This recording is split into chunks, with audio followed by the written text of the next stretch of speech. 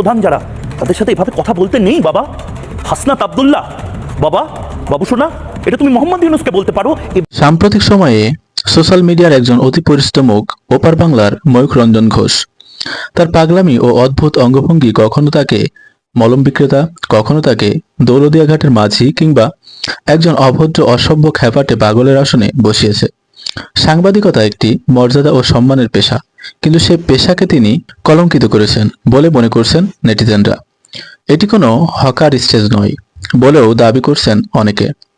জানা যায়, ময়ূখ রঞ্জন ঘোষ কিছুদিন আগে একটি মোটরসাইকেল অ্যাক্সিডেন্টে মাথায় প্রচণ্ড আঘাত পেয়েছিলেন। অনেকে ধারণা করছেন সেই আঘাত থেকেও বাড়তে পারে তার এই অদ্ভুত আচরণের পাগলামি। এছাড়াও শীত এলেই পাগলদের পাগলামিও বাড়ে বলে অনেকে ধারণা করছেন। তবে কেন তার এই পাগলামি ধরতে পারছে না রিপাবলিক বাংলা? তাহলে কি এই গোটা টিভি চ্যানেলের সকলেই পাগল? সম্প্রতি নানা গুজব নিউজে সরাসরি রিপাবলিক বাংলার এই টিভি চ্যানেলে অদ্ভুত অঙ্গভঙ্গি এবং গুজব নিউজ প্রচারে ক্ষিপ্ত এপার বাংলা ও ওপার বাংলার দর্শকগণ। সম্প্রতি জানা গেছে, ভারতে বিভিন্ন রোগের চিকিৎসা থাকলেও পাগলদের কোনো সুচিকিৎসা হয় না। তাই সকলের দাবি, এই অদ্ভুত আচরণের এই পাগলকে বাংলাদেশের পাবনার মেন্টাল হাসপাতালে ভর্তি করা হোক। 10% ছাড়ে ময়ূখকে চিকিৎসা করানো হবে বলেও মতামত প্রকাশ করেছেন নেটিজেনরা।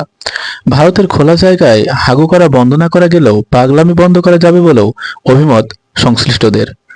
সাংবাদিকদের কাজ হলো তাদের বুদ্ধিমত্তা ও সাংবাদিকতার থিওরি দ্বারা সত্যকে প্রকাশ করা, কিন্তু রিপাবলিক বাংলার এই পাগল শুধু মিথ্যা ছড়ানোয় ব্যস্ত। এটাকে যদি সাংবাদিকতা বলতে হয়, তাহলে সাংবাদিকতার আদর্শিক জায়গাটা কোথায়? প্রশ্ন অনেকের। অবিলম্বে এই গুজব ছড়ানোর জন্য পাগলটার সুচিকিৎসা এবং এই চ্যানেলটিকে অবিলম্বে বন্ধ ঘোষণা করা হোক সকলের দাবি। Mohammad Taibur Rahman, desk report.